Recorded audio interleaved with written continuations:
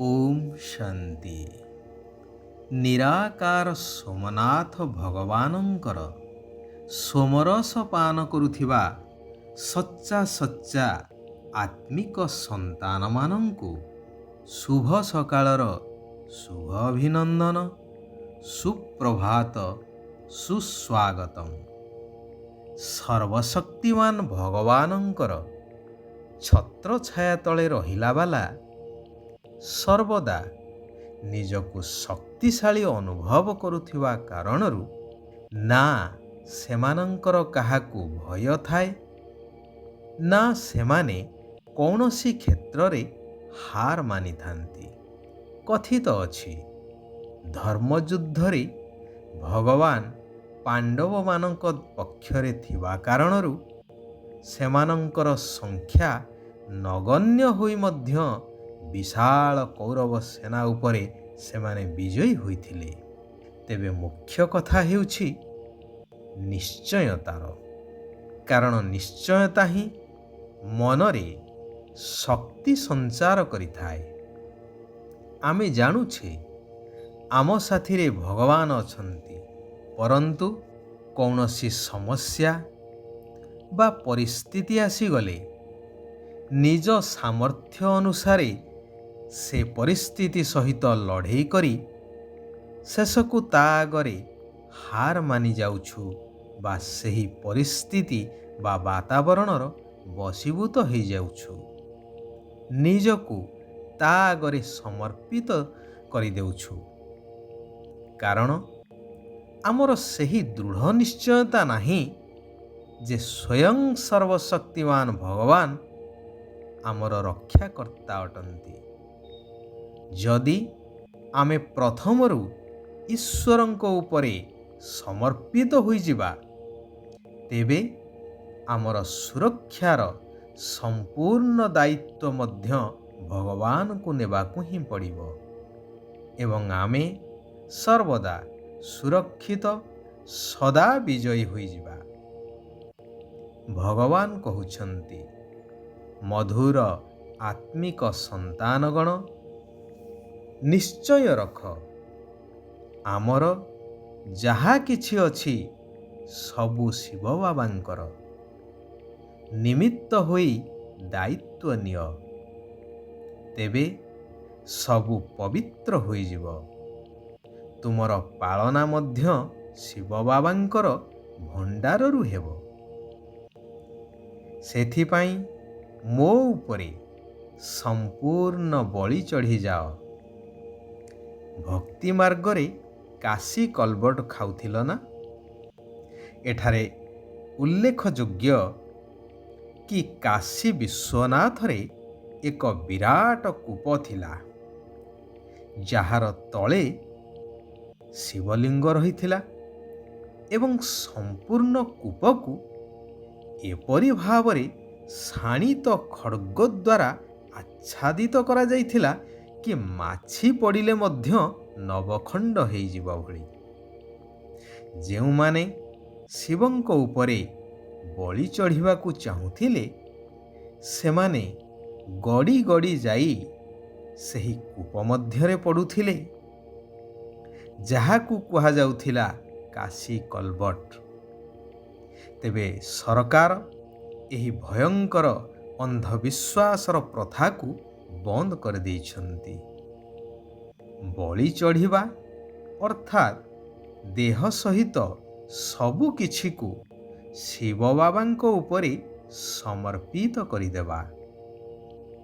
ତେଣୁ ବୁଦ୍ଧିରେ ରହିବା ଦରକାର, ଯେତେବେଳେ ଆମେ ବଳି ଚଢ଼ିଲୁ ଅର୍ଥାତ୍ ସମର୍ପିତ ହୋଇଗଲୁ, ତେବେ ସବୁ କିଛି ତ ଶିବ ବାବାଙ୍କର ହୋଇଗଲା। ତେଣୁ ପ୍ରତ୍ୟେକ ପଦକ୍ଷେପରେ ତାଙ୍କର ମତ ନେବାକୁ ହିଁ ପଡ଼ିବ, ଅର୍ଥାତ୍ ତାଙ୍କ ଶ୍ରୀମତରେ ଚାଲିବାକୁ ହେବ। ଯଦି କୌଣସି କୁକର୍ମ ବା ବିକର୍ମ କଲ, ତେବେ ବହୁତ ପାପ ଚଢ଼ିଯିବ। ତନ, ମନ, ଧନ, କୌଣସି ବି ଜିନିଷ ମନମତ ଅନୁସାରେ ଅର୍ଥାତ୍ ପାପ କର୍ମରେ ଲଗାଇ ପାରିବ ନାହିଁ। କାରଣ ଏହା ତ ଶିବ ବାବାଙ୍କର। ତେଣୁ ଏହାର ବହୁତ ଦାୟିତ୍ୱ ନେବାକୁ ପଡ଼ିବ। ଯେବେଠାରୁ ଏହା ଭଗବାନଙ୍କର ହେଇଗଲା, ପ୍ରତ୍ୟେକ ପଇସା ବା ପଦାର୍ଥ ହୀରାତୁଲ୍ୟ ଅଟେ। ଯଦି ବ୍ୟର୍ଥରେ ଗଲା, ତେବେ ତାହାର ଭରଣା ମଧ୍ୟ କରିବାକୁ ପଡ଼ିବ। କୁହାଯାଏ ନା, every action there is an equal and opposite reaction. ତେଣୁ କିଛି ବି ଯେପରି ବ୍ୟର୍ଥରେ ନ ଯାଉ, ସେଥିପ୍ରତି ବହୁତ ଯତ୍ନଶୀଳ ହେବା ଦରକାର। ବାବା କହୁଛନ୍ତି, ମୁଁ ତ ତୁମର କିଛି ନେଉନାହିଁ। ମୁଁ ତ ନିରାକାର, ମୋର ଶରୀର ନାହିଁ। ମୋର କ'ଣ ହେବ? ମୁଁ ତ ଦାତା, ତୁମମାନଙ୍କୁ ଦେବା ପାଇଁ ଆସିଛି। କିନ୍ତୁ ତୁମମାନଙ୍କ ପାଖରେ ଯାହା କିଛି ବି ଅଛି, ତାହାଦ୍ୱାରା ମନୁଷ୍ୟମାନଙ୍କୁ କଉଡ଼ିରୁ ହୀରାତୁଲ୍ୟ କରିବାର ସେବା କରିବା ଦରକାର, ବା ସେସବୁକୁ ଏହିଭଳି ସେବାରେ ଉପଯୋଗ କରିବା ଦରକାର। ଅର୍ଥାତ୍ ସାରା ପତିତ ସୃଷ୍ଟିକୁ ପବିତ୍ର ସ୍ୱର୍ଗରେ ପରିଣତ କରିବାର ସେବାରେ ଉପଯୋଗ କରିବା ଦରକାର। ତେବେ ତୁମେମାନେ ଏହାର ଅନେକ ଗୁଣା ମଧ୍ୟ ପ୍ରାପ୍ତିର ଅଧିକାରୀ ହୋଇ ଭବିଷ୍ୟ ସତ୍ୟଯୁଗୀ ସ୍ୱର୍ଗରାଜ୍ୟରେ ଉଚ୍ଚ ପଦର ଅଧିକାରୀ ହୋଇପାରିବ ଅନେକ ଜନ୍ମ ପର୍ଯ୍ୟନ୍ତ।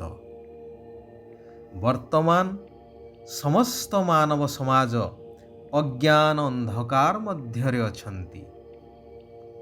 ସମସ୍ତଙ୍କୁ ଜ୍ଞାନାଲୋକ ପ୍ରଦାନ ପୂର୍ବକ ସମସ୍ତଙ୍କର କଲ୍ୟାଣ କରିବା ଉଚିତ। ଏହି ସତ୍ୟ ରୋଜଗାର ଅର୍ଥାତ୍ ସତ୍ୟଯୁଗୀ ନୂତନ ଦୁନିଆ ପାଇଁ ସତ୍ୟ ପିତାଙ୍କଠାରୁ ସତ୍ୟ ଜ୍ଞାନର କାରବାର ନିଜେ କରିବା ସହିତ ଅନ୍ୟମାନଙ୍କୁ ମଧ୍ୟ କରାଇ ହାତ ଭରପୁର କରିଯିବାକୁ ହେବ। ଏହାକୁ ହିଁ କୁହାଯାଏ ସଚ୍ଚା ସୌଦା କରିଲା ବାଲା ସଚ୍ଚା ବ୍ୟାପାରୀ। ହୃଦୟକୁ ଶୁଦ୍ଧ କରିବା ପାଇଁ ବାବାଙ୍କର ସ୍ମୃତିରେ ରହି ଭୋଜନ ପ୍ରସ୍ତୁତ କରିବାକୁ ହେବ। କୁହାଯାଏ ନା, ଯେମିତି ଅନ୍ନ ସେମିତି ମନ। ଯାହାକୁ କୁହାଯାଏ ବ୍ରହ୍ମା ଭୋଜନ, ଯାହାର ଗାୟନ ଅଛି କି ଦେବତାମାନେ ମଧ୍ୟ ବ୍ରହ୍ମା ଭୋଜନ ପାଇଁ ଆଗ୍ରହୀ ଥିଲେ। ଯୋଗଯୁକ୍ତ ହୋଇ ଭୋଜନ ଖାଇବାକୁ ହେବ ଏବଂ ଖୁଆଇବାକୁ ମଧ୍ୟ ହେବ। ବିକାରଗୁଡ଼ିକୁ ତ୍ୟାଗ କରି ଜ୍ଞାନରତ୍ନ ଦ୍ୱାରା ନିଜେ ସଜେଇ ହେଇ ପୁଣି ଅନ୍ୟମାନଙ୍କୁ ମଧ୍ୟ ସଜେଇବାକୁ ହେବ। ଯେହେତୁ ବର୍ତ୍ତମାନ ଏଇ ତମ ପ୍ରଧାନ ବିକାରୀ ଦୁନିଆ ପରିବର୍ତ୍ତନ ହୋଇ ସମ୍ପୂର୍ଣ୍ଣ ପବିତ୍ର ନିର୍ବିକାରୀ ସତ୍ୟଯୁଗୀ ସ୍ୱର୍ଗରାଜ୍ୟ ସ୍ଥାପନ ହେଉଛି। ସମସ୍ତ ଚିନ୍ତାକୁ ବାବାଙ୍କୁ ଦେଇ ନିଶ୍ଚିନ୍ତ ସ୍ଥିତିର ଅନୁଭବ କରୁଥିବା ପରମାତ୍ମ ସ୍ନେହୀ ହୁଅ। ଏହିଭଳି ପରମାତ୍ମ ସ୍ନେହୀ ହିଁ ପରମାତ୍ମାଙ୍କର ହୃଦୟ ସିଂହାସନ ଉପରେ ବସିଥାନ୍ତି। ଏହିଭଳି ସ୍ଥିତି ହିଁ ସମସ୍ତ ଚିନ୍ତାରୁ ମୁକ୍ତ କରେଇ ଦେଇଥାଏ। ମୋର ଶବ୍ଦଠାରୁ ମୁକ୍ତି କରେଇ ଦେଇଥାଏ। କୌଣସି ପ୍ରକାରର ହଲଚଲକୁ ସମାପ୍ତ କରିବାର ସାଧନ ହେଲା ସୃଷ୍ଟି ନାଟକ ଉପରେ ଅଟଳ ନିଶ୍ଚୟ ରଖିବା। ଆଚ୍ଛା, ଆଜି ପାଇଁ ଏଇଠାରେ ଆମେମାନେ ବିରାମ ନେବା। ଆସନ୍ତାକାଲି ପୁନଶ୍ଚ ଆମେମାନେ ସେହି କଲ୍ୟାଣକାରୀ ପରମାତ୍ମାଙ୍କର ଆଉ କିଛି କଲ୍ୟାଣକାରୀ ମହାବାକ୍ୟ ଉପରେ ଆଲୋଚନା କରିବା। ନିଜ ଜୀବନକୁ ପରିବର୍ତ୍ତନ କରିବା ସହିତ ସାରା ବିଶ୍ୱକୁ ମଧ୍ୟ ପରିବର୍ତ୍ତନ କରିବାର କାର୍ଯ୍ୟ କରିବା। ଓମ୍ ଶାନ୍ତି। ଓମ୍ ଶାନ୍ତି। ଓମ୍ ଶାନ୍ତି।